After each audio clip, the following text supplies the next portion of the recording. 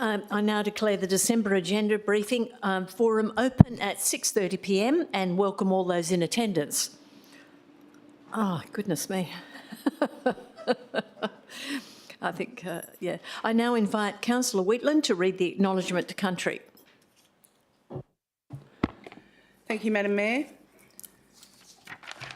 The City of Melville acknowledges the Bibbulmun people as the traditional owners of the land on which the city stands today and pays its respect to the Whadjuk people and elders both past, present and emerging. Thank you. Thank you. I draw your attention to the disclaimer on the screen.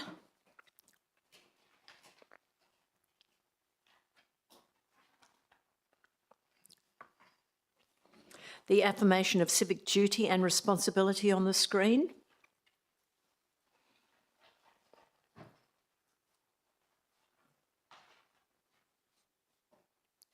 The advice of audio-visual live streaming and recording on the screen.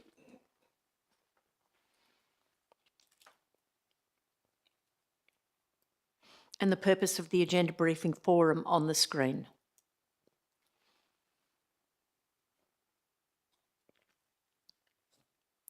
Now, to assist me with the smooth running of our meeting, if you plan on making asking a question during public question time and you haven't already submitted the question to us in writing, it would be appreciated if you could complete a question time form found on the table at your left and hand it to an officer prior to the commencement of public question time. Now, I also take this opportunity to welcome the community in attendance in the public gallery and online. So tonight we'll be discussing and making decisions on matters you have an interest in. The City is committed to listening to the community and I ask you to assist us with our decision-making process through mutual respect, by not interrupting the meeting, by clapping or calling out. And this will assist elected members in focusing on the discussion and the debate and the outcome of matters before them tonight. So should you wish to engage with the City on any matter, please make contact with the City or your elected members. And if you're, okay, so now we've got item 2, attendance and apologies. We have the following councillor attending electronically with my permission. Councillor Green, can you please confirm your attendance?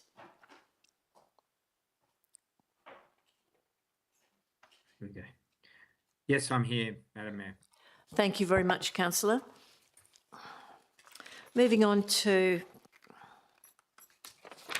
item 3, declarations by members. We now move on to direct declarations by members. Are there any declarations by members who have not read and given due consideration to all matters contained in the business papers presented before the meeting? Nil. Declarations by members who have received and not read the elected members' bulletin? Nil. Moving on to item 4, announcements by the presiding member. Approved deputations. One deputation has been approved for tonight's meeting from Miss E. Cole of Melville in relation to item UP 2593, trees on private land.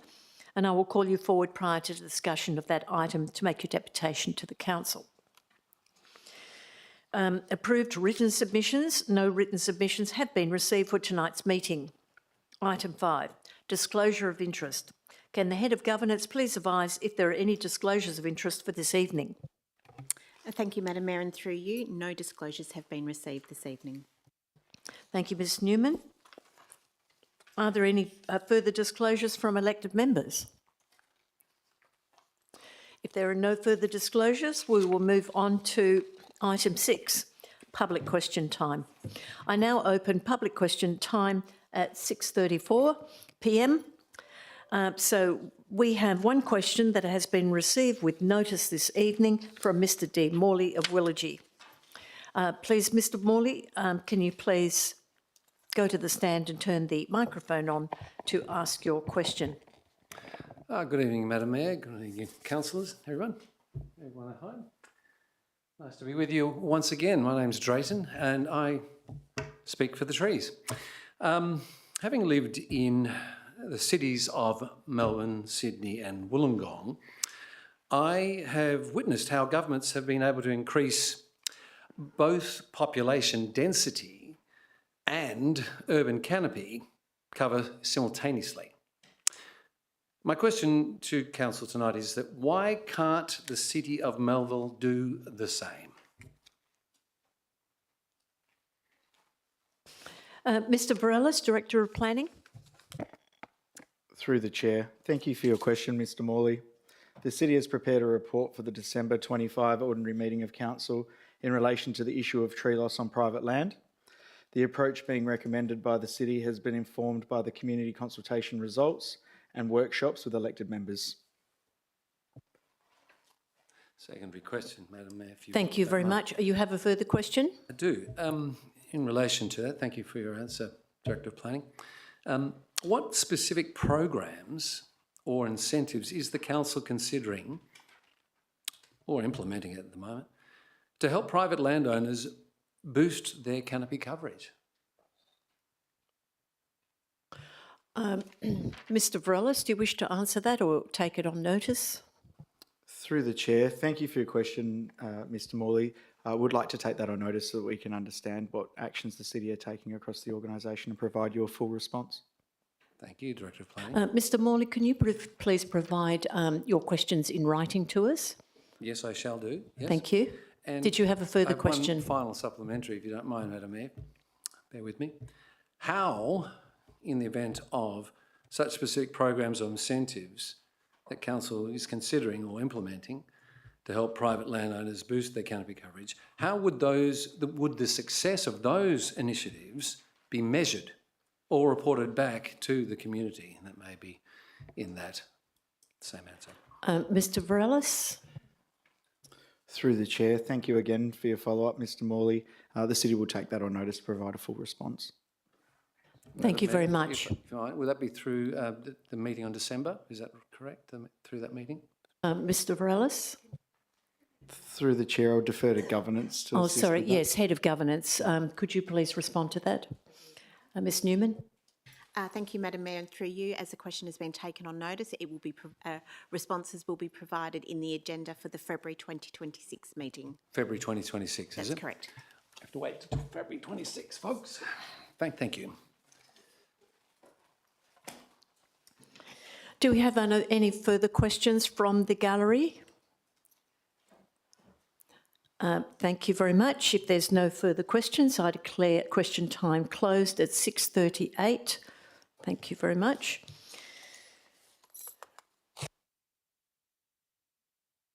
We're now moving on to item 7, awards and presentations. This item will be dealt with at the ordinary meeting of Council. Item 8, applications for new leave of absence. This item will be dealt with at the ordinary meeting of Council. Item 9, confirmation of minutes. This item will be dealt with at the ordinary meeting of Council. 10, new business of an urgent nature. There is no business of an urgent nature. Item 11, identification of matters for which meeting may be closed. Item C25 352 RFP outcomes 410 Canning Highway, Atterdale, has been identified as confidential.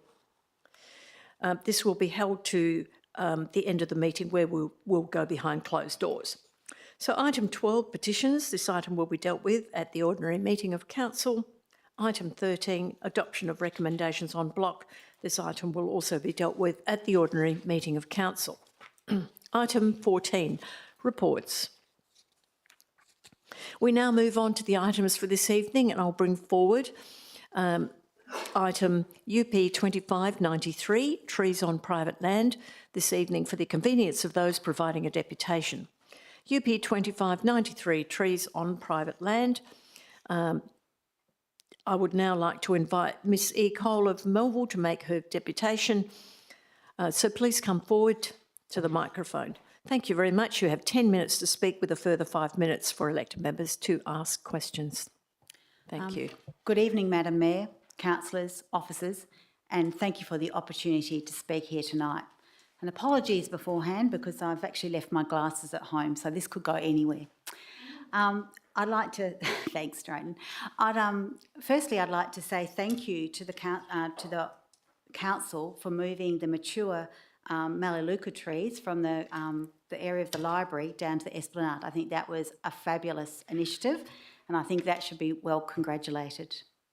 So my name is Esther Cole. I'm a Melville resident and the convener of the Melville Tree Canopy Advocates, now followed by 1,000 residents.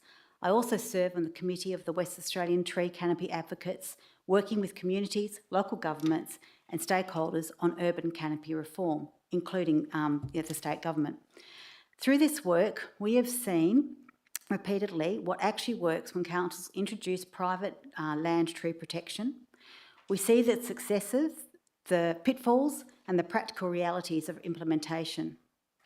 I've appeared before council several times over the past 4 years advocating for the sensible protection of mature trees on private land, and I'm pleased that this motion moves in the right direction. But I also urge the council to adopt the Walga's template local law protection of trees on private land. Across Perth, canopy loss occurs on private land, and Melville included. Your own data shows that around 45% of Melville's canopy sits on private land and is vulnerable. This represents 5 to 6% of your total citywide count of 12.5% that is currently unprotected. If you were to combine this tree canopy with the identified planting opportunities, Melville could exceed 20% canopy cover without acquiring new land or launching programs, but only if mature private land trees that we already have remain standing. Without protection, the city will need to pour funding into simply just holding the line in the current canopy, which is well below the World Health Organisation's recommended 30%. Every time I come here to speak, I bring some new evidence, and tonight's no different, and the findings are always consistent. But recent research that has been released from WA, including the long-term play study, which is from Kids Research Institute and UWA 2025, shows children with access to green space and trees have better physical, emotional, social and cognitive outcomes. Protecting canopy is not just an environmental choice, it's an investment in our children's wellbeing and development. Community support is also strong. When the Shire of Peppermint Grove adopted Walga's policy, residents under 45 were its strongest supporters. Melville's median age is 42. This is our demographic. Last year, Walga released a legally robust, sector-supported template local law that provides clear definitions of significant trees, transparent assessment and exemption processes, rights of appeal, balanced enforcement, and flexibility for councils to tailor thresholds. It exists so councils can adopt a fair, consistent, and workable approach without reinventing the wheel. So you've probably heard of some myths, and I'd like to address those. Myth one that we often hear: if we do this, I'm going to cut down my trees. Well, they don't. Since July 2024, 7 WA councils have adopted private protection and 3 more are progressing it. None have reported preemptive clearing. Myth 2, this is just one person making a noise. I like that one. All 7 councils ran consultation. Everyone showed strong community support. Tree loss is a mainstream community concern. We know that because the Cook government has now committed to 30% canopy by 2040. They didn't do that on a whim, which will ultimately require private land protection. Listen to Talkback Radio, listen to the ABC or 6PR, both left-leaning or right-leaning, and you'll hear it. Myth 3, the state government should do this. Well, actually, I agree. But major environment reform always starts with local government. Plastic bag bans, verge planting, forestry protections, food waste recycling, cat laws. Councils lead, the state follows. Myth 4, you can't tell me what to do on my land, it's my land. Well, both state and local governments already regulate private property for health, safety, amenity, neighbour protection and heritage. Significant trees sit squarely within this. Mature, high-value trees deliver measurable public health benefit or public benefit with the right framework. They're legitimate planning consideration. Across Australia, particularly in Sydney, private tree protection has existed for decades. Development continues, property values remain strong, tree protection and development successfully coexist. Adopting Walga's template delivers consistencies. Residents get predictable rules, arborists and contractors work under one set of guidelines, the city experiences fewer disputes and simpler administration. The 7 WA councils that have adopted their template report high compliance.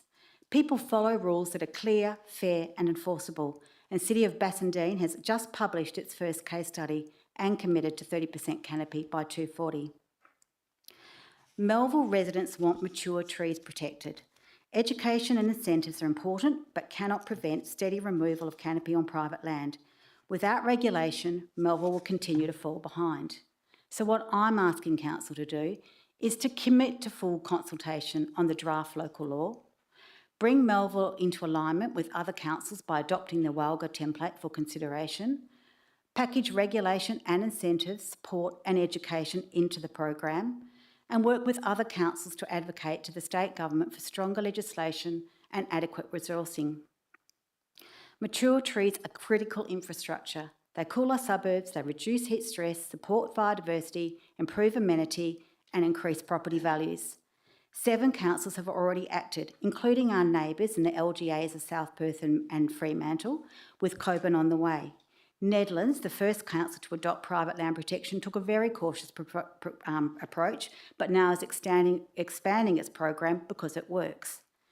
Tree canopy was an election issue in both the 2025 state election and the Melville local elections. Walga has provided a practical, equitable, ready-to-use solution. I urge the council to show leadership, to protect the trees that protect us, and to begin this essential work while advocating for statewide reform. Thank you for your time. Thank you very much, Ms Cole. Now it's time for elected members to ask questions. Are there any questions from elected members? Councillor Ross. Thank you, Madam Mayor. I appreciate that this presentation is about trees on private land, but what is your position on about trees on public land, and particularly the proposal to remove 209 mature trees from public land? Councillor Ross, thank you for your question. Thank you. What's your point of order, Councillor Wheatland?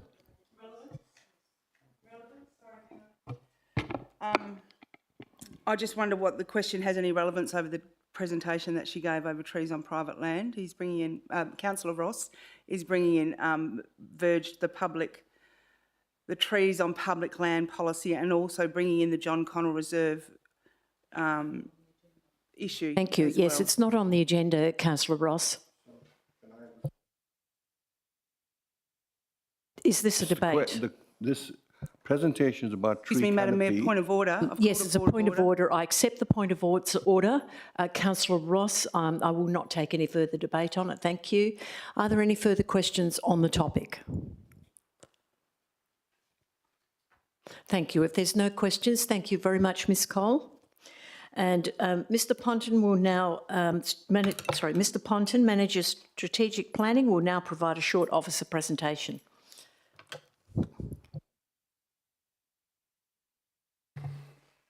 Thank you, Madam Mayor. It will be a very short presentation. The matter was covered extensively in the elected members' engagement session. So just in terms of background, Council's obviously been progressing its examination of options to manage trees on private property. The item going to December documents the history of those council resolutions, the AGM resolutions, results of community engagement and workshops with elected members. Importantly, the tree management discussion acknowledges the legal interpretation which well and truly confirms now that removal of a significant tree is something that requires planning approval. So in these circumstances, it's now necessary for Council to establish a policy position to guide management of trees on private property. Next slide, please. So a policy approach is being recommended to respond to the need for management of trees on private property. a policy approach will also allow consideration of a wide range of different levels of intervention. It's recognised there are a range of views on how trees on private property should be managed. There is a degree of consensus in recent discussions with how a policy could respond. Firstly, the report talks about an overall objective to encourage retentions of trees via the policy. Secondly, including flexibility for tree removal where required by reasonable development. And thirdly, considering replacement trees where tree removal is necessary. So the next steps would be workshops with elected members, using the points I've just mentioned as a starting point.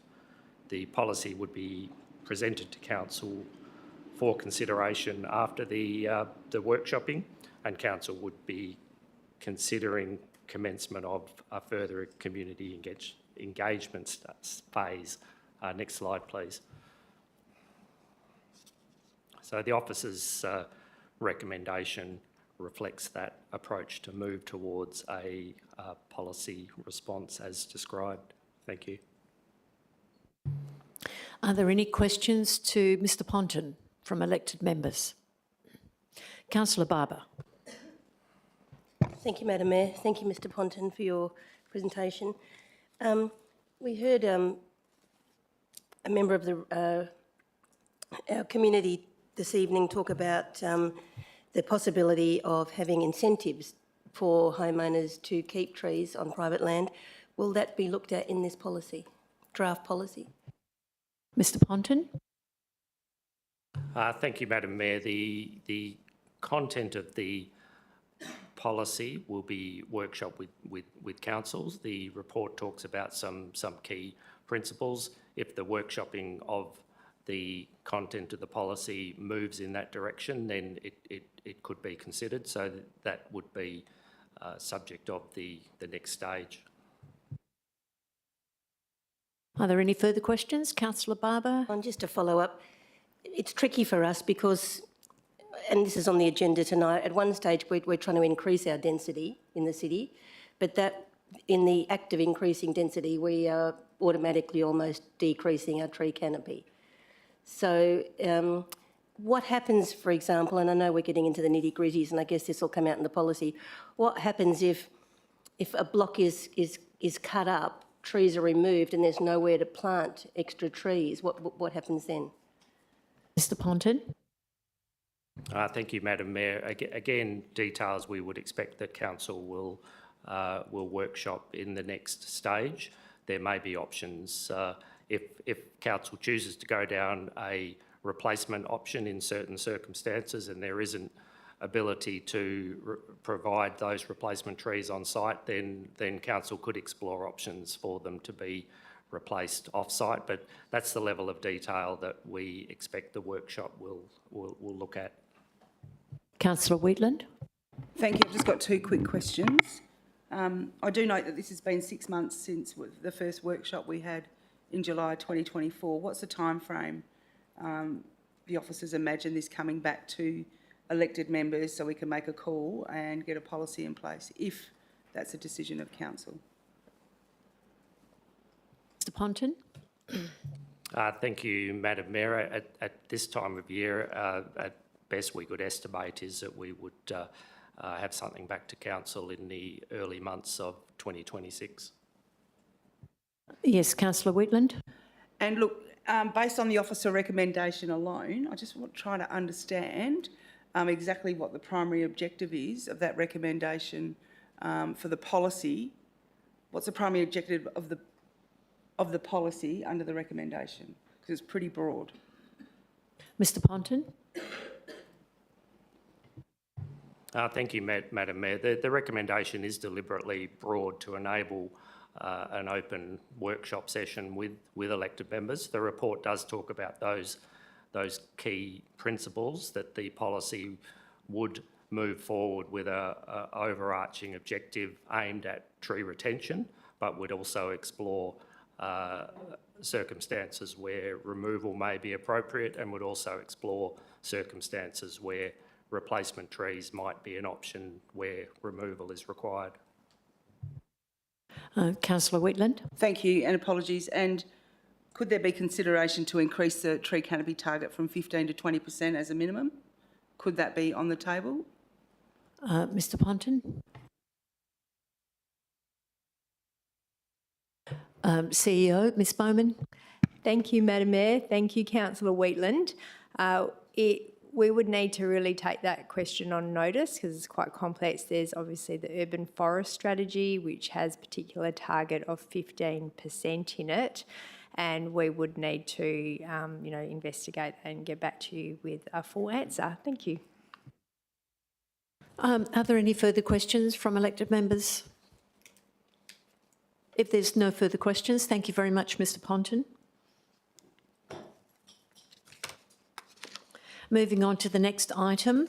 Now, the two items are from the Audit, Risk and Improvement Committee held on 19th of November.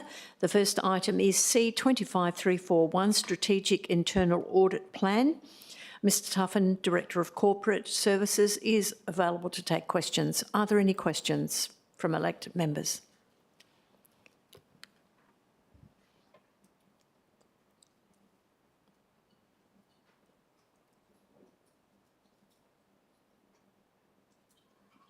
Okay, if there are no questions from elected members, we'll now move on to the next item, which is C25339, Internal Audit Charter.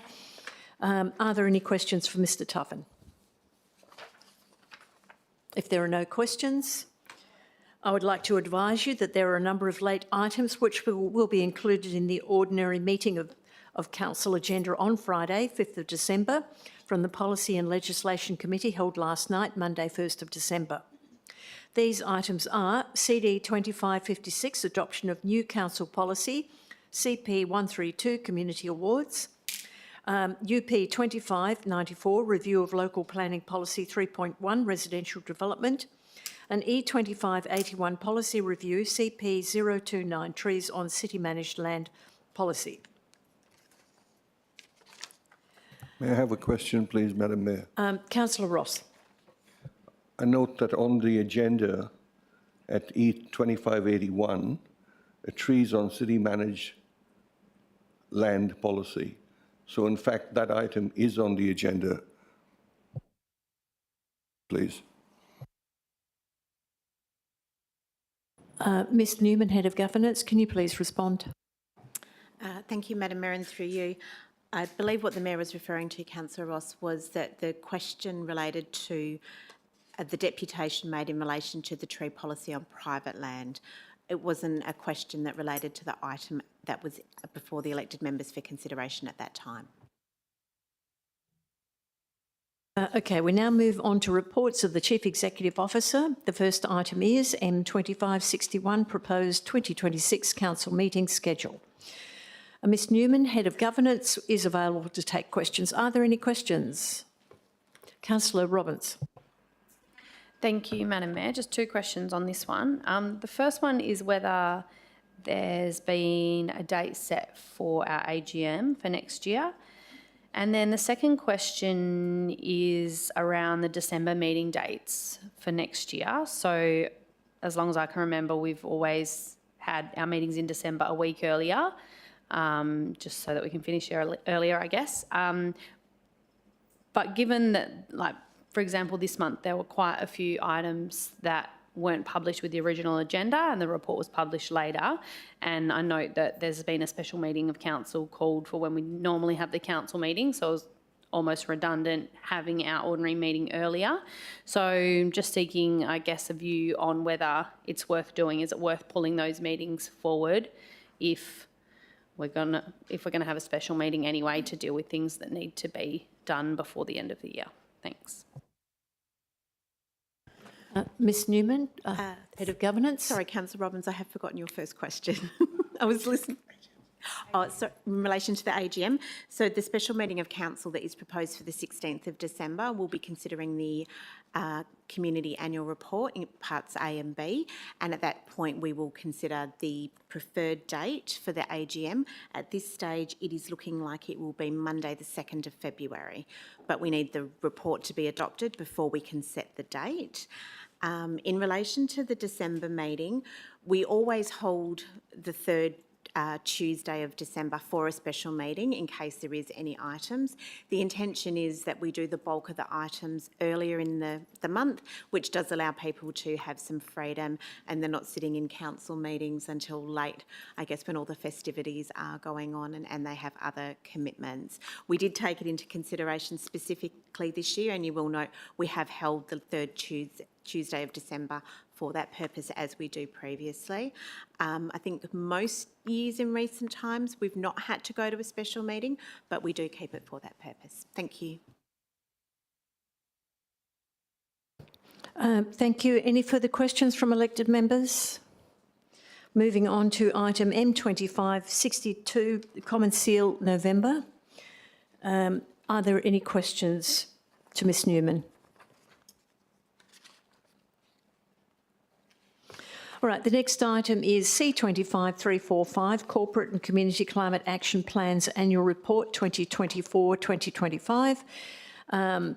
Prior to discussion of this item, Mr Hughes, Manager Sustainability and Performance, will provide a short officer presentation. Thank you, Mr Hughes. You have 5 minutes. Thank you, Madam Mayor.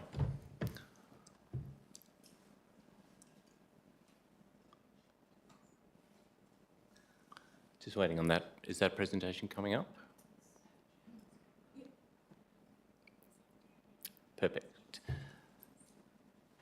So the purpose of this report is to provide the annual update on climate action progress, which is a requirement under the original council resolution. The annual progress report details key achievements delivered through both the corporate and community climate action plan. It highlights the services provided under the program, the impact on emissions profiles, and shows the city's progress towards the endorsed targets. Those targets being the carbon neutral by 2030 target, which is detailed within the corporate climate action plan, and the facilitation of community progress towards net zero emissions by 2050 in the community climate action plan, or CAP. This year we've developed 2 reports. The first is quite a comprehensive report. The second is a summary report, which has been simplified for accessibility and provides a snapshot of climate action achievements over the financial year. Next slide, please.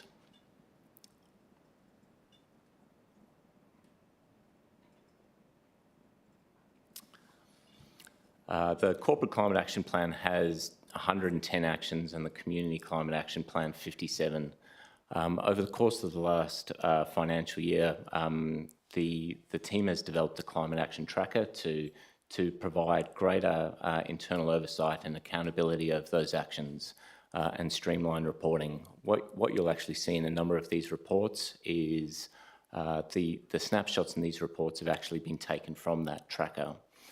There's obviously been a number of highlights, but the ones that we really want to focus on today is the successful grant application, federal grant application, which was for just over $500,000 for energy efficiency and renewable energy projects, retention of the city's Waterwise Council certification, for which it received gold, the A- score on our carbon disclosure project, which is an international carbon disclosure program used by governments and corporations across the globe, an establishment of our Climate Action Governance Advisory Group.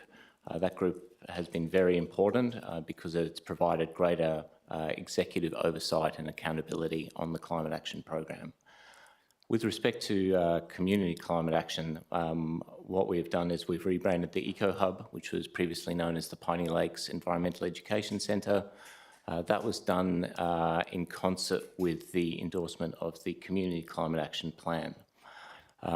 That facility has delivered over 175 events, reaching over 5,500 people, and seen a 35% uplift in external bookings at the Eco Hub since the endorsement of that plan in October of 2024.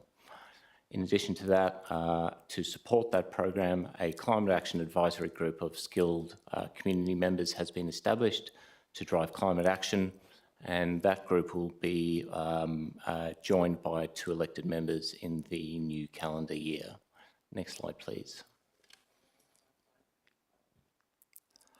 With respect to emissions reduction, this is quite a complicated space, but to be able to support the space, the city has, in June of this year, commissioned Trellis, which is a carbon accounting platform, which has helped us to automate a whole lot of our carbon accounting and track the city's direct emissions, which are our Scope 1 and Scope 2 emissions.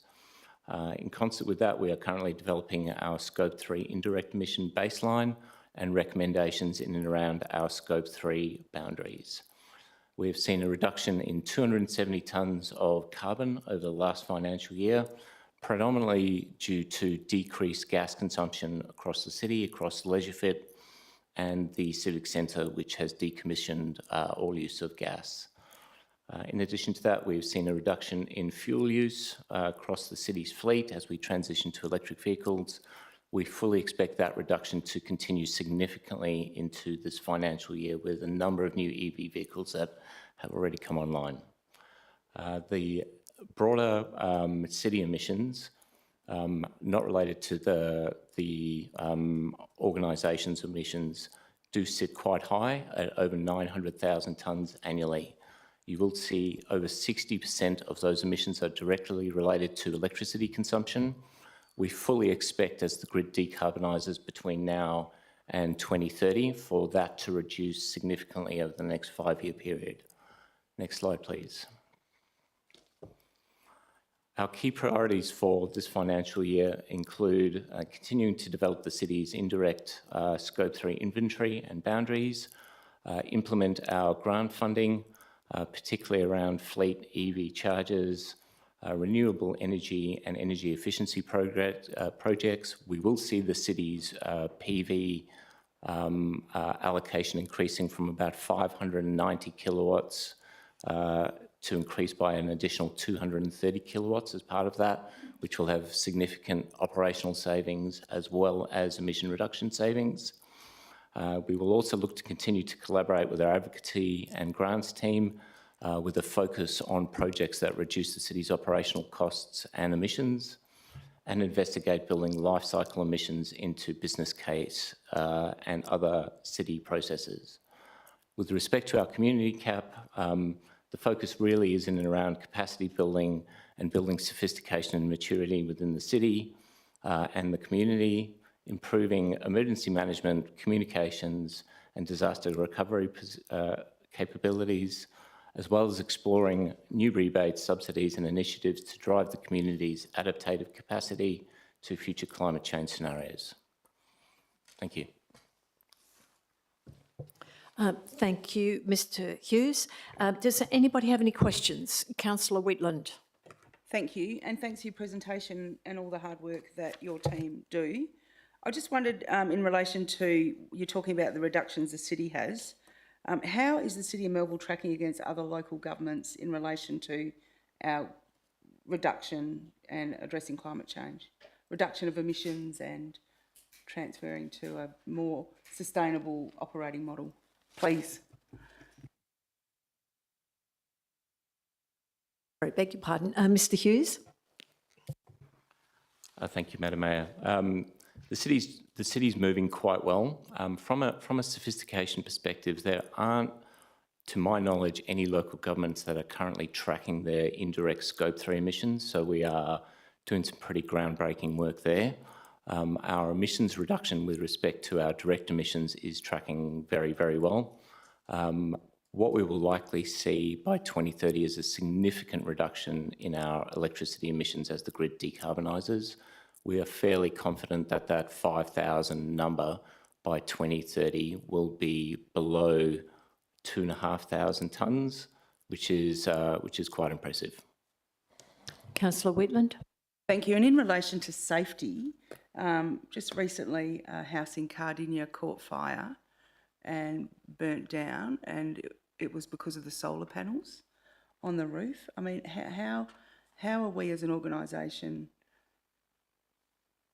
preparing to help support our residents to combat that? Like, it's quite frightening to think that, I often think now, like, if I go home, is my solar panels going to catch on fire, or is the inverter in my carport? Is there mechanisms that we can give the community around that or education on that?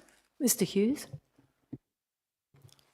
Thank you, Madam Mayor. I might take that one a little bit on notice. Typically, that sounds. I'm not aware of the incident. Typically, those electrical items are regulated at both the state and the federal level.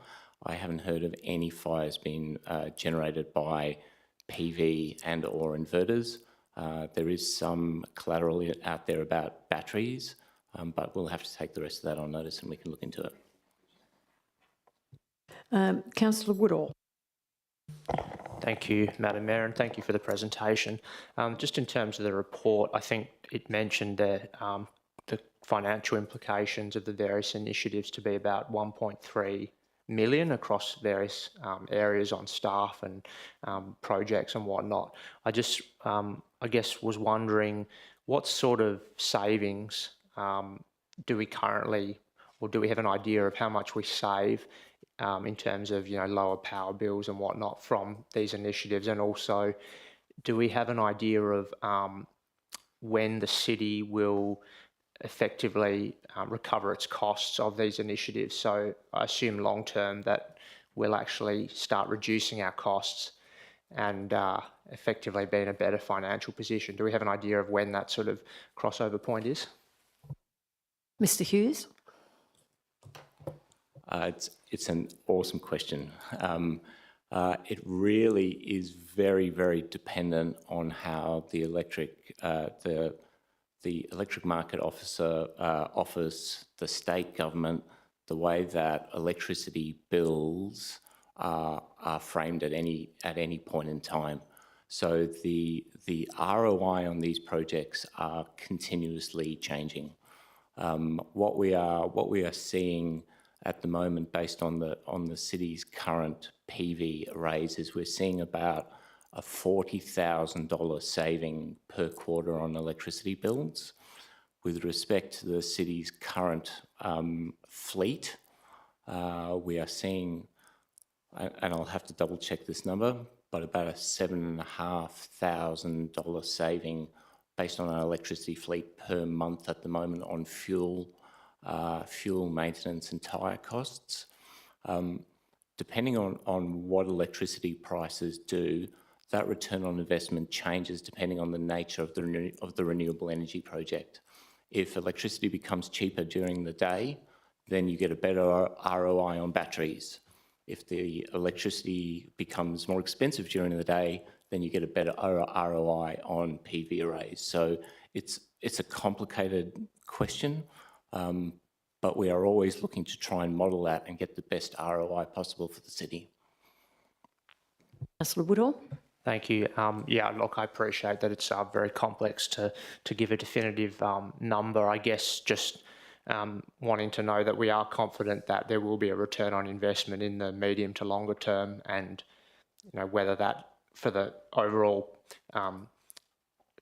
program, I guess, rather than individual items, we're sort of looking at, you know, in 10, 20 years, those sort of timeframes for, you know, a return on investment. Mr Hughes? We are always absolutely trying to model that. There are additional nuances that are involved within our carbon neutral target. So we have, in essence, financial exposure as of 2030 associated with the requirement to buy offsets to basically cover that gap of whatever we're not able to decarbonise by that period. So one of the things that we're looking at on top of that is to have a look at our offset strategy to understand how we can potentially get that number down, how we can potentially look at folding offsets into a financial system to keep that money within the city's boundaries.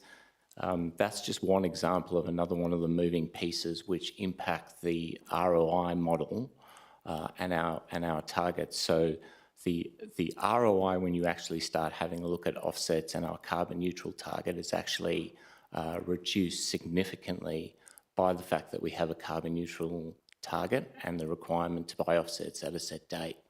So right now on PV arrays and the like, you're looking at an ROI of around about 10 years. Subject to whether or not we get grant funding, that number reduces further. And that changes with batteries, again, depending on some of those variations that I spoke to you about earlier. Councillor Woodall?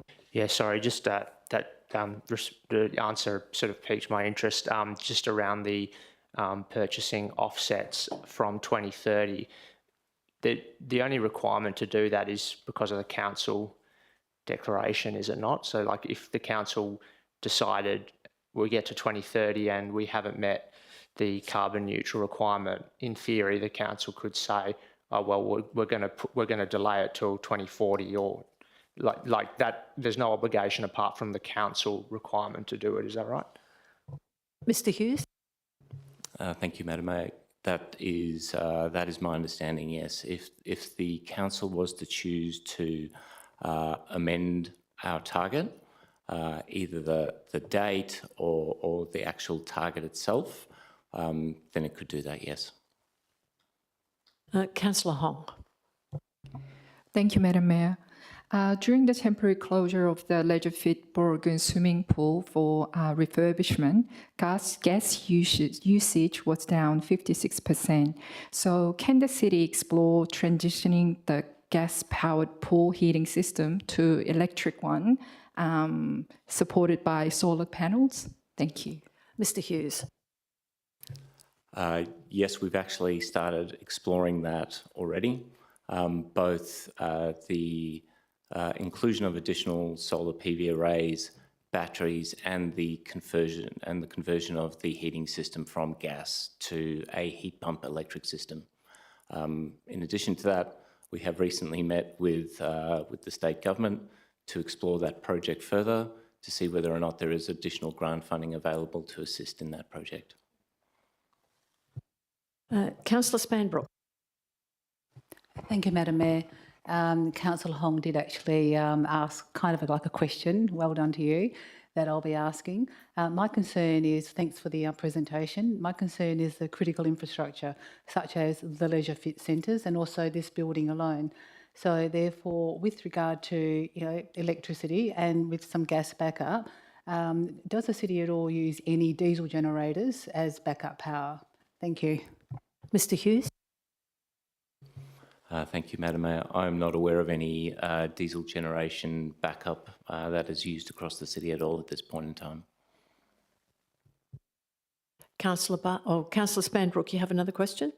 Thank you. Yes, please. So just following on from Councillor Hong, so if for any backup power required by the city, do they then revert to gas? Is that what the backup power they are relying on? Mr Hughes? Just to understand your question a little bit further, are you asking if the city was to lose electricity supply, does it have additional redundancy to plug into diesel generation? Is that the question? No, I'll just explain it again. So no, that's okay. I'm just wondering. So for backup power, so at the moment, I'm quite sure your slide, it showed 63% of commercial, I think, is using electricity, and roughly 60 or 63%. If we can see that slide again, please, Madam Mayor, that would be great. I think residential as well, which is quite a lot.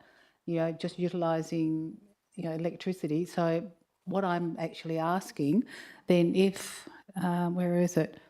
Electricity. Sorry, the commercial 32. Where did I say? I thought I saw 63 somewhere. Okay, no, that's not completely true. So 32 and 29. So was that another is, slide, Councillor Spanbrook? Maybe. I thought I saw something at 63%. 63%. I think that was another slide. Oh, no, here, it's a total. It was 60% in the pie graph. It's got 60% electricity, which is the total of the both roughly. So with regard to the electricity being used, which of course comes from, well, I'm anticipating battery, so solar panels, to actually correct. So if we had like 2 weeks of, no sun, no wind, and there wasn't anything to charge the batteries, so what power would the city use as a backup? Mr Hughes? Thank you, Madam Mayor. Thank you for the question. So the wheel in the graphic that we can see on the slide here is about the electricity consumption consumed across the entirety of the city, both for commercial and residential use. That energy is provided by the market. Right now, my understanding is that about 33% of the energy generated on the Southwest Interconnected System, which is the network that we sit on, is generated via residential solar. And I will confirm these numbers with you, about an additional third is generated via gas and gas turbines, and an additional third is generated via a combination of coal, wind and commercial solar and battery. Right now, the energy makeup on that grid is legislated and is managed by the state and federal regulators to ensure that there is enough capacity and generated energy being provided into that network to provide the requirements of the state. So it's managed by the state and the market energy operator. Councillor Spanbrook, one more. Yeah, thank you, Madam Mayor. Mr Hughes, you may be aware over East there was actually an overload of power going into the grid from solar panels or PV panels. And so what was happening, that the residences were asked to actually utilise their power to turn off their panels, or the batteries, I should say, in the middle of the day when it's actually at the most sun, of course. So I'm just wondering, are you aware of anything that may have happened here within the city of Melville, within that, we've had issues where because there are quite a number of, PV panels now, that there has been an issue where it's actually overloaded the grid. So there has been a cause to turn off the, receiving, the sun into the panels and then, of course, into the batteries. Sorry, that was a bit of a mess, wasn't it? Thanks. Mr Hughes. Thank you, Madam Mayor. I'm not personally aware of that. I know that Western Power are working incredibly hard at the moment to manage the load on the grid. There are significant commercial batteries in operation. There are community batteries that are being installed. There's obviously a whole lot of residential batteries that are helping to balance that load on the grid and to be able to suck up that power so that it can be used at alternate periods. I know that Western Power has been investigating, and some of that functionality may be in place at the moment for them to be able to turn off residential solar in order to be able to balance consumption and production on the grid. But I'm not entirely too sure if they've initiated that. Okay, thank you. Councillor Barber. Thank you, Madam Mayor. I've just got to, and thank you for your presentation and all the good work you've done in this space, and particularly the Eco Hub, which is great. I just wanted to ask about the Climate Action Advisory Group that we've had in place this 2024-25.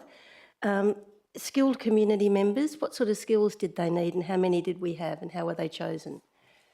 Mr Hughes. Thank you, Madam Mayor. The skill set that we were looking at was pretty comprehensive. We actually used an external party to actually review applications for that group. I don't have the criteria available on me now, so I can take that question on notice.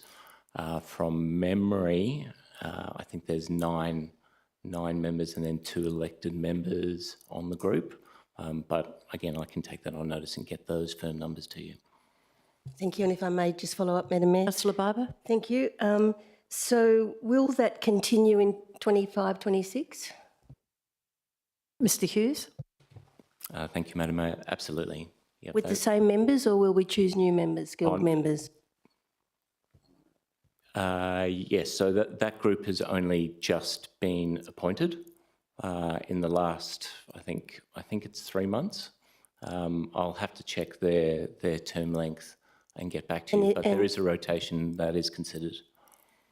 And finally, is there a cost to the city for that group? Mr Hughes.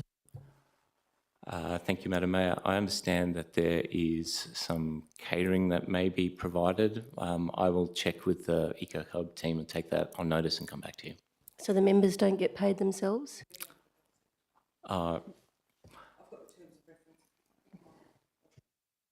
Thank you. Are there any further questions for Mr Hughes? Councillor Robbins.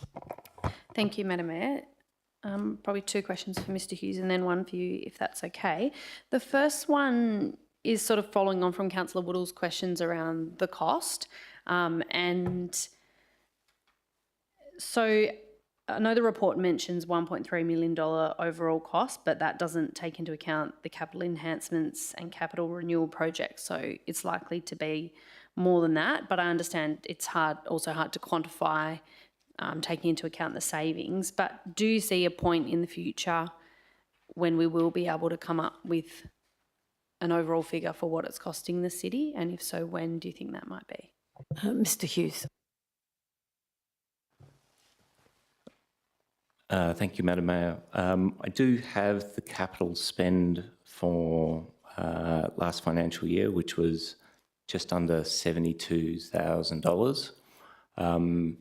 That was primarily because the majority of our capital works funding was tied up in a grants application, which took about that was an 18-month process to go through that, which is why our capital spend was quite low and why it'll be a little bit higher this year. We are constantly looking at the return on investment associated with the projects that we propose to the city for approval. And we focus quite heavily on any project that is going to reduce emissions and operating costs at the same time. Because of the movement in the way that the energy market works, we are always looking to try and rebalance that and refocus our energy on projects that are going to give us the best ROI. It will be difficult to say what an exact cost will be and when we will get an ROI because the variables in the market are moving so much. In addition to that, we are still working very hard at developing our Scope 3 indirect inventory, which we've never been able to factor into any of our decarbonisation modelling to date. Thank you. Councillor Robbins. Thanks, Madam Mayor. That leads nicely into my next question, which is about the Scope 3 emissions. So the carbon neutrality kicks in 2030, I understand. And so at the moment, so in the last financial year, we would have been looking at about 190K worth of offsets if we were doing the carbon neutrality. Is that right? Mr Hughes. It's an interesting question again, and this is the complexity of the space. So you can buy offsets, international offsets from countries like Indonesia and India for $2, $3, $4 a tonne, which would significantly reduce that number. If you were to buy ACCUs, which are a much more reliable and defendable offset, you could be looking at anywhere from $20 all the way up to $55 a tonne. So again, it's a variable equation, but I think your numbers are based on I think a $35 a tonne number, so that sounds accurate. And just to follow up, is that likely to skyrocket once we include the Scope 3 emissions? Mr Hughes. Thank you, Madam Mayor. What we are doing at the moment is developing our Scope 3 inventory. Typically, your Scope 3 inventory is significantly larger than your direct emissions. The process that we're going through when we are developing that inventory is also factoring in materiality of those potential emissions. So what emissions do we realistically have either control or influence over? In addition to that, we have a look at what the Australian accounting standards are saying to try to determine which of those offsets should potentially fall within our basket and potentially within our emissions targets. So we're developing that inventory at the moment and some recommendations on those boundaries, which we'll be looking to present to our executive in the new year, and then hopefully council after that point in time. Scope 3 emissions will definitely be higher and will likely increase that number. Thank you. Councillor York. Thanks, Madam Mayor. I guess my main question is to what extent are you looking to further utilise council assets, particularly club rooms for sporting teams? Because as I understand it, the electricity costs for them are often the most significant cost to running a club. Like in terms of solar panelling and things like that. Mr Hughes? On the 1st of December, the city launched its CREST program, which is a funding program for community and sporting groups that reside within city-owned infrastructure. One of the barriers for those groups to actually go out and seek external grant funding are the fact that they don't, or they cannot afford money for designs. Electricity DB boards are out of scope. Typically you need a structural assessment done on a roof. The program that we've just launched will help remove those barriers for sporting clubs, which will set them up for success to seek external funding to have a look at renewable energy projects like PV and battery energy storage systems. So this is a pilot program for this year. I think we have $50,000 in the budget. Should that be successful, then we would potentially look to, with council's approval, look to potentially expand that program. Councillor Woodall? Thank you. Just a further question about Scope 3 emissions. Will the cities, and excuse my ignorance of Scope 3 emissions, will the cities' investments in, or investments held in non-green investments, will they be potentially part of the Scope 3 emissions if some of those investments relate to, mining, oil and gas and whatnot? Mr Hughes? Thank you, Madam Mayor. Investments are used in the greenhouse gas protocols as a Scope 3 emission. So subject to whether or not the organisation chooses to include them as a material emission source, they could be included as an indirect emission. Are there any further questions? Councillor Spanbrook. Thank you, Madam Mayor. And I thank you for answering all the questions. You're doing fabulously, so thank you. Yeah, really good. I just want to ask about, you did make a comment earlier about buying, offsets, supposedly, or, in Indonesia. I'm just wanting to know that by buying that, how does that actually improve the City of Melville's emissions? That's number one. And also, so to a degree, it's actually greenwashing. And I'd just like your comments on that, as it appears to be like falsely claiming that, hey, we've met our, we haven't got there yet, but, potentially met our target 2030, zero or carbon neutrality, and then of course we're going to 2050 zero emissions. So it's well, we know the term is greenwashing. So I'd like to know your perspective on that, with how can we do it ourselves without actually having to go and buy offsets, from another country or elsewhere, if there is something that we can actually do directly. That's all. Thank you. Mr Hughes? Thank you, Madam Mayor. Great question. We'd love to do a whole workshop on offsets. They are a fascinating financial mechanism. So offsets are used, as kind of the term implies, to be able to make up the difference associated with whatever emissions you have outstanding at a certain point. Offsets can almost be anything. You can get offsets and you can get insets and you can get carbon sequestration, by building urban forest canopy. You can get, there's lots of mechanisms. There are, for example, offsets that you can buy by doing control burning. So actually by lighting fires and releasing carbon through a controlled mechanism via bushfires. I don't think that's a very credible type of offset, but it is a very, very complicated space.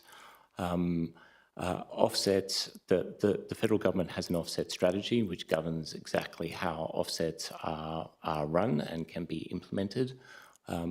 As we look to develop an offset strategy, we would look to bring all of that to the executive and then to the elected members to provide recommendations on what we feel are credible strategies with regards to offsets into the future.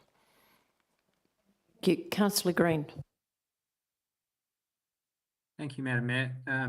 Councillor Robbins brought up an interesting point of the potential skyrocketing of prices of offsets in 2030, given that demand is likely to spike, given that we're not the only local government or other entity that's looking to be carbon neutral by 2030. Does the city have is anyone in fact looking at projection of pricing of offsets? Is there a government agency or is the city aware of projections of offset pricing? Mr. Hughes.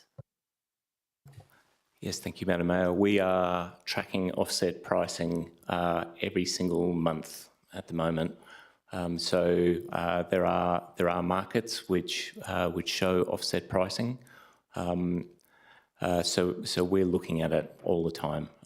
With respect to what offset pricing is projected to be at 2030, right now, ACCUs, which we believe are probably the most defendable, will likely be up around the $40 to $45 a tonne by 2030. But we'll continue to track that and see whether or not it increases more than that. Okay, thank you. Okay, Councillor Wheatland. Thank you, and look, thanks for this education today. And I apologise if this has already been asked because I'm just understanding it all right now. But if you're talking about offsets, carbon offsets and Scope 3 emissions, is it current practice for the city to use carbon offsets to reduce or neutralise its Scope 3 emissions? Is that what the city does? Or is that common practice across local governments, please? Mr. Hughes? Or is it process or procurement, etc.? Thank you, Madam Mayor. The use of offsets to offset either direct or indirect emissions is being done at the moment by some local governments. We are currently not offsetting either our direct or indirect emissions, and that's very, very deliberate. Those are costs which, at this stage in our decarbonisation journey, we believe the use of that funding to invest in projects which reduce our operating costs and reduce our emissions in perpetuity, it's best to spend that money now on projects like fleet transition, PV arrays, battery energy storage systems. And procurement of an offset is basically a sunk cost. It doesn't reduce your exposure into the future. So that is one of the reasons why we recommended to the council to actually move away from the procurement of green energy, because we would much prefer to use those savings to invest in capital projects which reduce both our operating costs and our emissions base. So, for example, from moving away from green energy, we've actually been saving ourselves just over $115,000 per quarter since entering into that revised contract. Councillor Woodall. Thank you, Madam Mayor, and I'm not sure if this question maybe more to the CEO, but could, I guess, elected members be involved in the discussion around where we draw the line with respect to Scope 3 emissions? Because I'm a bit concerned that if a very broad view is taken, it could end up costing a much more, or huge amount of money, as opposed to, I guess, a more middle ground approach. Mr Hughes, or sorry, Ms Bowman, CEO. Thank you, Madam Mayor. Thank you, Councillor Woodall.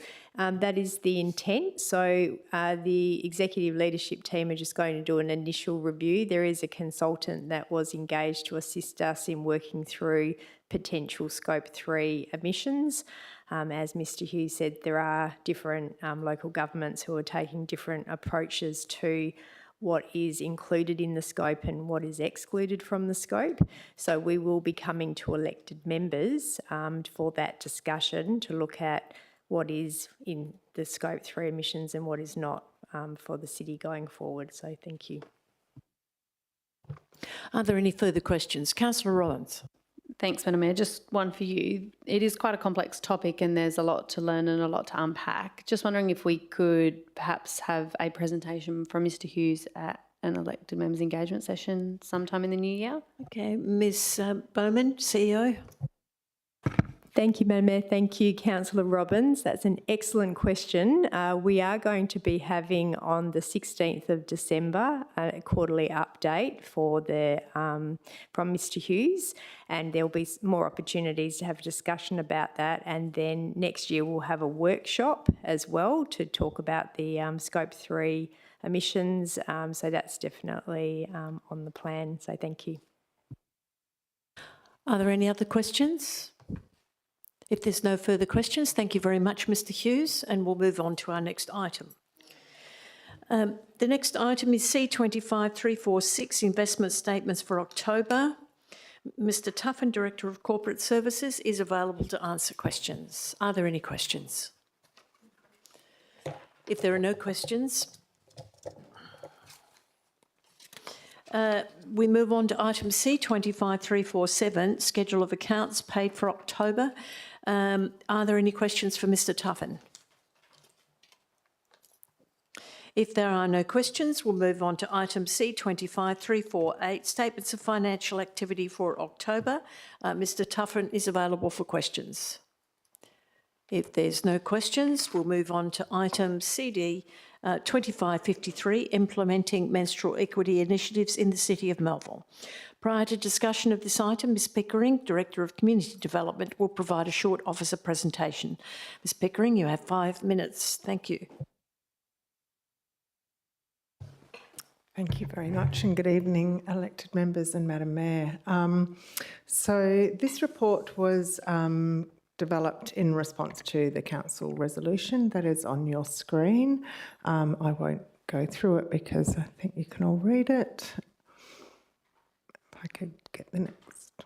Okay, so in terms of background and current initiatives, Share the Dignity is a national charity that's been tackling period poverty since 2015. And in 2024, they undertook their Bloody Big survey across the whole of Australia, and there was 389 respondents that came from the City of Melville. The background to Share the Dignity and the initiatives that they're promoting aligns with the city's vision to be vibrant, sustainable and inclusive, and also supports the council plan for the future 2024-2034 in terms of our healthy, safe and inclusive outcome objectives. We do currently do some things to support menstrual equity, although it really is around the sustainability goals, but we provide free menstrual products.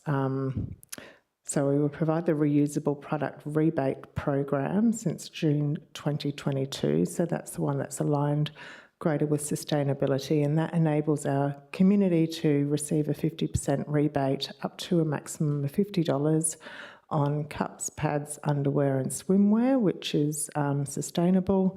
And there's a shared sustainability pool of approximately $7,000.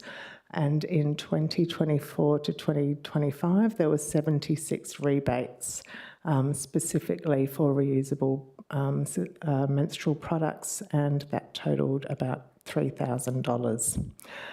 We also provide free menstrual products at the Willagee Community Centre through our programming at that centre.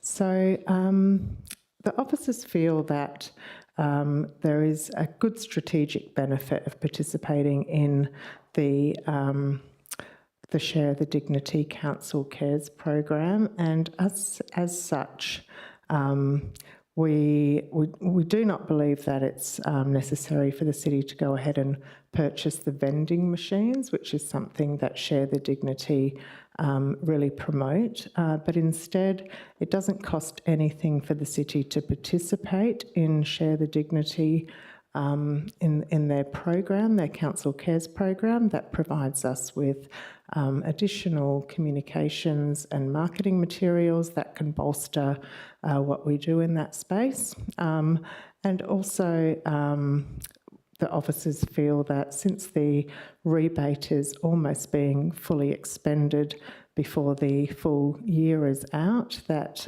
council might like to consider increasing the existing rebate by an additional $1,500.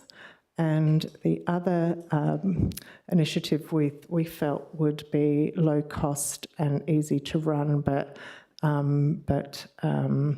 provide additional benefit would be to promoting a collection and donation basket program, and also promote that program as well as the Share the Dignity Council Cares program. And we feel that the budget for that would be about $1,500 per annum. Currently, as I said, there's $3,000 that is currently budgeted for the rebate scheme. So the financial implications of the officer's recommendation is a total of $6,000, an additional of $3,000 per annum. Thank you.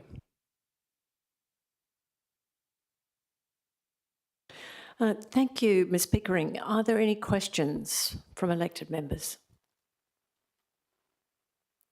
If there are no questions from elected members, we will move on to the next item, which is CD 2554, Community Security Brentwood Petition Response.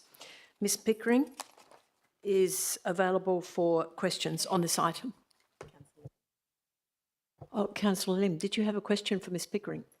For the Brentwood petition? For the petition? Yes, thank you. What was your question?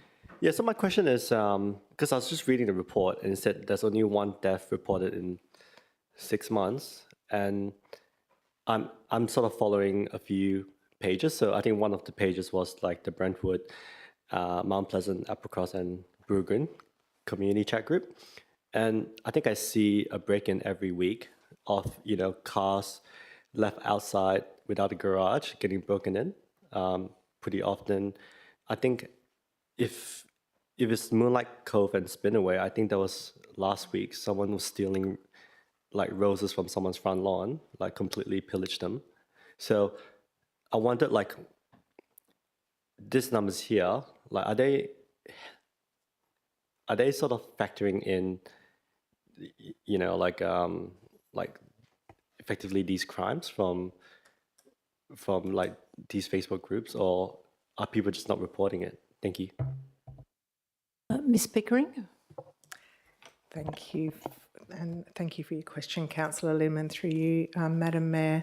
Yeah, that's absolutely correct, Councillor Lim. Unfortunately, people are tending not to report crime anymore, so it's really just the more serious offences that get reported, and so the data that we have included in our report is the WA police data. We don't actually collect the data in a formal sense from the Facebook groups, although we do monitor them as much as we can.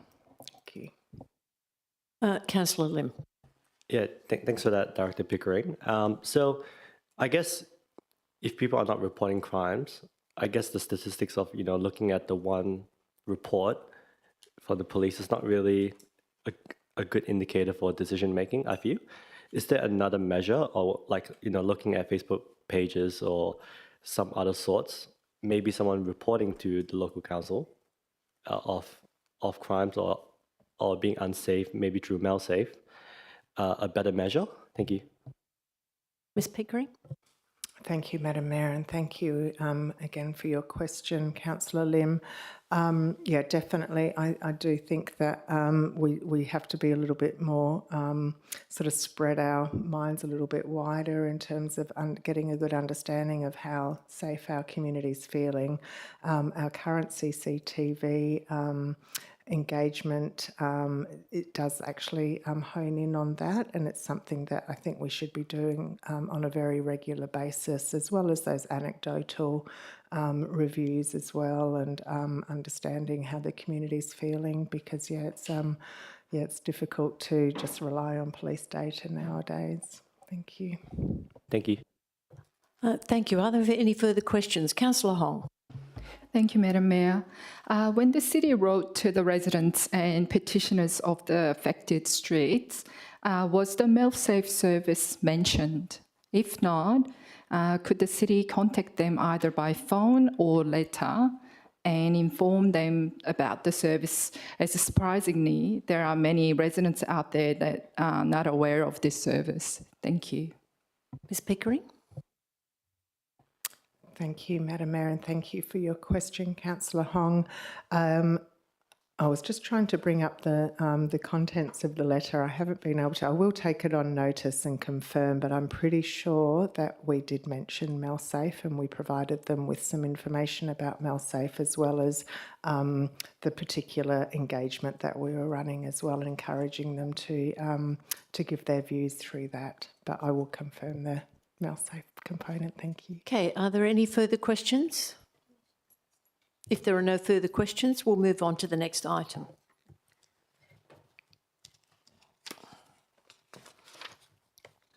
Item E2583, response to notice of motion Applecross Ferry Terminal. Mr Coton, Director of Environment and Infrastructure, is available to take questions. Are there any questions? If there's no questions, I'll move on to E2584, deferral additional FOGO bins report. Any questions for Mr Coton? If there are no questions, I'm moving on to item UP2575 LPS 6 review, staging and implementation plan. Prior to discussion of this item, Mr Ponton, Manager of Strategic Planning, will provide a short officer presentation. Thank you.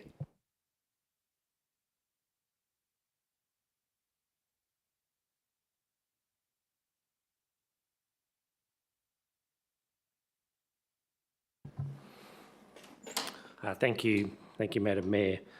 So this item maps out the staging and implementation plan for the next steps in the review of Local Planning Scheme 6. It maps out the actions required to complete the preliminary stage 1 of the scheme review process.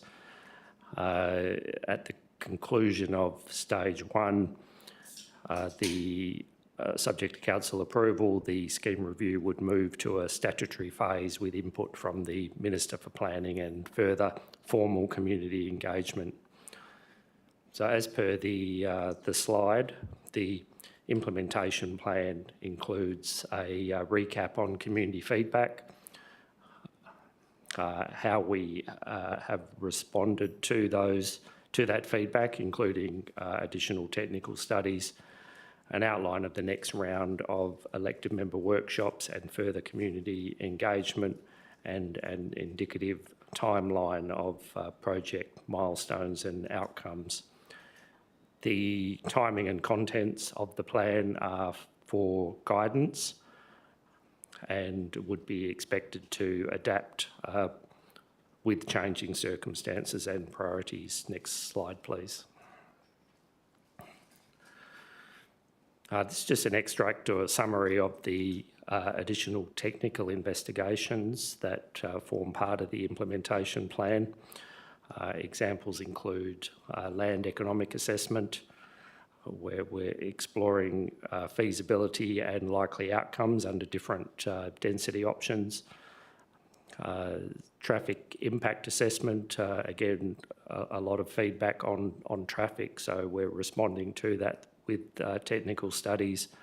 These studies are examining local and regional traffic impacts under the different scenarios. Also tree canopy, piece of work to be commenced to get a better understanding of how different residential infill models may impact tree canopy. The results of these technical studies would be presented through the councillor workshop series, which is outlined in the implementation plan. Next slide, please. So the implementation plan includes a timeline, an outline of, I guess, best case scenario as to how these additional steps would be completed and when. Technical studies underway at the moment, elected members' workshops proposed generally early, middle of next year, a further community engagement phase, middle of next year. And if everything goes well, we potentially could be looking at reporting to council with a final draft scheme this time next year. Next slide, please. So the recommendation, or council seeks, or the item seeks endorsement of the staging and implementation plan. As indicated there, the endorsement of the approach will provide clarity and alignment to all stakeholders, and clarity in relation to the next steps in the scheme review. Thank you. Thank you very much, Mr. Ponton. Are there any questions? Councillor Barber. Thanks, Madam Mayor. Thank you, Mr. Ponton. Look, I do have a couple of questions. The first one is the technical studies that are being undertaken currently, and one of those is a traffic study, I believe, and I think I saw the dates somewhere like October to March. Would that be accurate? I was just trying to find them, to be honest. And all that worries me is that the studies are going to take the traffic, you know, from, say, now to February, and I'm thinking that's a really low time in terms of traffic numbers, and I wondered how accurate that traffic information will be. Mr. Ponton? Thank you, Madam Mayor. The traffic investigations are underway at the moment. They're not so much based on measurements of existing traffic. It's more of a modelling exercise using existing established traffic metropolitan-wide models, and then factoring in the various different scenarios that are being considered under the local planning scheme review, and through that modelling exercise seeing what the local impacts are and what the regional impacts are. So actual physical car movements over the next few months are not relevant to the study. It's a higher level modelling exercise. Thank you. Could I have a follow-up question, please, Madam Mayor? Yes, Councillor Barber. My second question is about community engagement. And I must admit, I spoke to the CEO about, and possibly the Director of Planning, of incorporating better community engagement. And my curiosity was piqued talking to the Climate Action Group. We've got a Climate Action Advisory Group. And for something as important as our local planning policy, in many ways, I think we should have a community advisory group for this as well, because it's huge. We pay our community climate action group, you know, I don't want to pay these members. There's enough interested community members who want to be on this. And yet it seems in our timeline, we've got elected member workshops, but really we should be workshopping with our community. And I don't feel that there's enough there's community engagement July, August. So my question is, what does that look like? But to me, I would like to see a whole lot more. But what does our community engagement look like? What are you thinking? Mr Ponton. Thank you, Madam Mayor. I should firstly highlight that in the implementation plan, there is actually reference to the formation of a representative community group. So exactly what you're describing is part of that next community engagement phase. The other thing is we've done a lot of preliminary engagement. We're proposing a further round of preliminary engagement middle of next year, and that will enable the community to have a look at the technical studies and the responses that we've made in relation to all of the issues that came up in the initial rounds of community engagement. In addition, there are they're likely through the council workshop sessions, there are likely to be some tweaks to some of the proposals. There may be some new areas, there may be some areas that we move away from. So the community will get an opportunity to provide feedback on that. That will be cross-checked against the representative community reference group, and the next step would then be for council to start forming up a draft scheme. Once we're at that point, we move into stage 2, and that's where the more comprehensive statutory engagement phase commences. So, that's an entirely separate stage where the community would have opportunity to comment on those draft proposals. Mr Varelis, Director of Planning, would like to comment as well. Thank you. Through the chair, thank you for your question, Councillor Barber, and appreciate the comprehensive response from Mr Ponton. In addition to that, you'll see in the timeline it does note July to August for community engagement. Mr Ponton has referenced the community engagement group that we're looking to establish. If time is required to work through that longer than July to August, we'll accommodate that as part of the project schedule. And we'll continue to engage with council on the form and makeup of that community group to ensure that there's a common understanding as to how that will roll out. We'll also work closely with Meryl and her community engagement team to ensure that we're in alignment with best practice with regards to that. And as mentioned, if that July to August period needs to be expanded, we'll expand on that to accommodate the engagement. The city sees that the community's input on this process is vital. Okay, thank you. Any further questions? Councillor Barber, you look like you've almost got a question.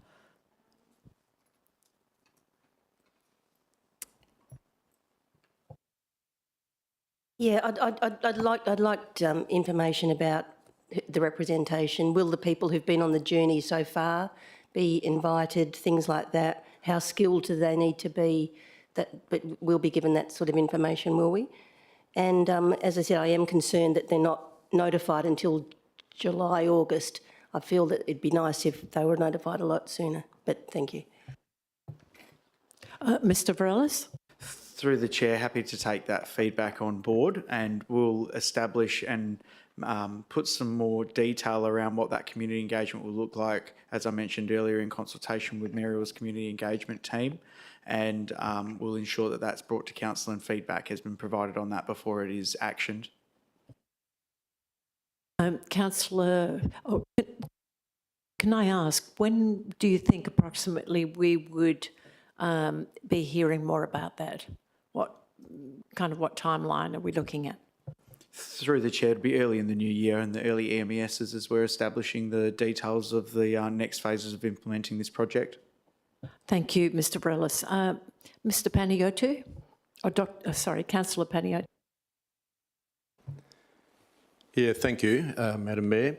You've got in the summary here about the 5 petitions that were received. Are you able to share some of the concerns that were raised in those petitions? Mr Ponton?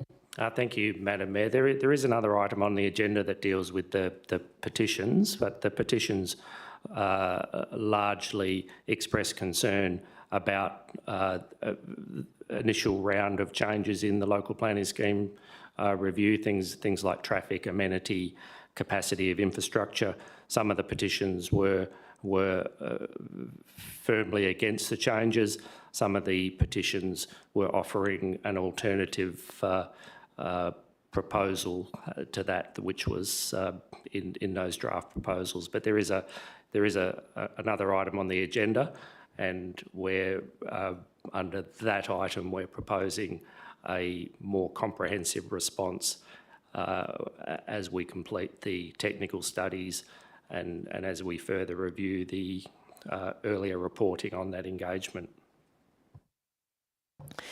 Councillor Barber. Thanks, Madam Mayor. Thanks, Mr Ponton. And look, just clarification really. So if we looked at the timeline, as I understand it, elected members will be talked through a draft based on preliminary feedback, and so will the community be able to give you'll have engagement and thoughts from the community. So it's still a draft at this stage, so you're still receiving feedback from both elected members and the community, is that correct?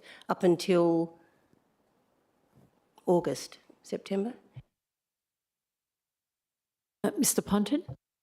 Thank you, Madam Mayor. We still have active communication on the website, and we are continually receiving feedback from the community on Local Planning Scheme 6, and that will continue as the points on the timeline are progressed. For elected members' viewpoint, probably the key points on that timeline is the series of 6 workshops, and that's where we'll report back on the technical studies and where we'll report back on some possible modifications to some of those earlier proposals. In response to some of the feedback, we'll also be introducing some possible new areas that might be subject to change, which may or may not allow us to ease off in other areas. So all of that information will be presented to the elected members, and then about 2/3 of the way through that workshop series, we would be proposing to put that information out for engagement. But as Mr Varelis has said, the timeline and the implementation plan is flexible. If we need more than 6 workshops, then we'll do that. If we need additional engagement steps, then we will explore that as well. All right, thank you. Are there any further questions from elected members? You can also have conversations with the officers, phone them up, have a conversation, send your questions in emails to the officers, and I'm sure that they'll be very happy to answer them. Councillor Wheatland, you had a question? One question? Thank you, through you, and maybe to Mr Varelis. A conversation I had with a resident from Central Ward, who is a former road engineer and is very interested in planning, etc. He suggested to me that potentially what would be really good, especially in the LPS6 review, and I'm just asking if this could happen, is like a little road show. Like you could go around suburb by suburb and do like one little, like a coffee catch-up or an information session where you go to a park or you sit down in a I don't know, a shop or hire a hall, and you get the community together that are interested. You do a little leaflet drop, the old campaigning 101. You get your ward councillors along, and you're there face to face in front of the community for them to find out what's going on. Is there any appetite to do something like that? Because I would welcome that in my ward. I've already had people ask me about that. Thanks. Mr Varelis. Through the chair, thank you for the question, Councillor Wheatland. I'll defer to my colleague, Ms Meryl Pickering, Director of Community Development, who may have some insights on that. Her team is providing us close input on framing the community engagement and may be able to provide you some more information. Ms Pickering? Thank you, Mr Varelis. Thank you, Madam Mayor. Thank you for your question.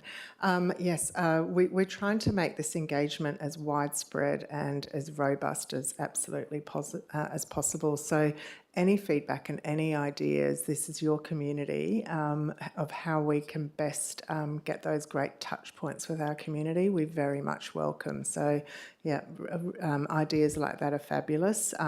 It's very, very technical information, and really the best way to deliver for that is a face-to-face engagement rather than just putting complex reports on websites and expecting people to read and comprehend them. So, yeah, so we're trying our hardest to try to make this as easy to support our elected members as well as our community through this process.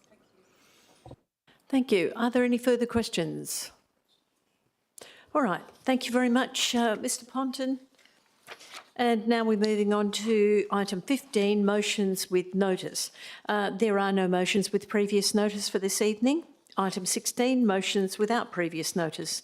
This item will be dealt with at the ordinary meeting of council.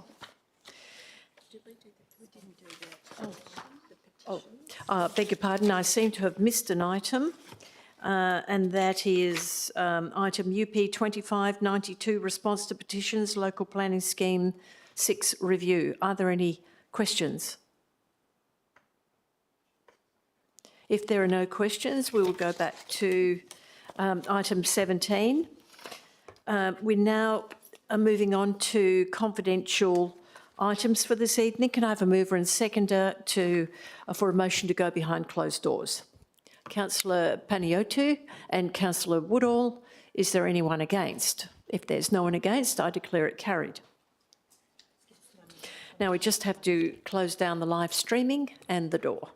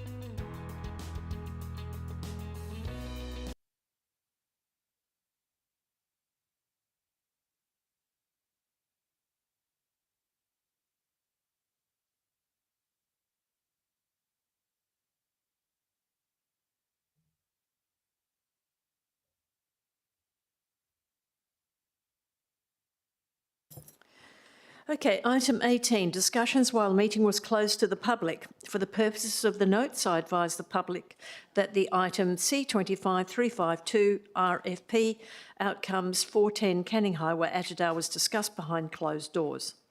Now we're coming to the end of the meeting. Item 19, closure. For the purposes of the notes, can the following councillor please confirm that he is still in attendance? Councillor Green. Yes, I'm still here, Madam Mayor. Thank you, Councillor Green. There being no further business, I declare the meeting closed at 8:17 p.m.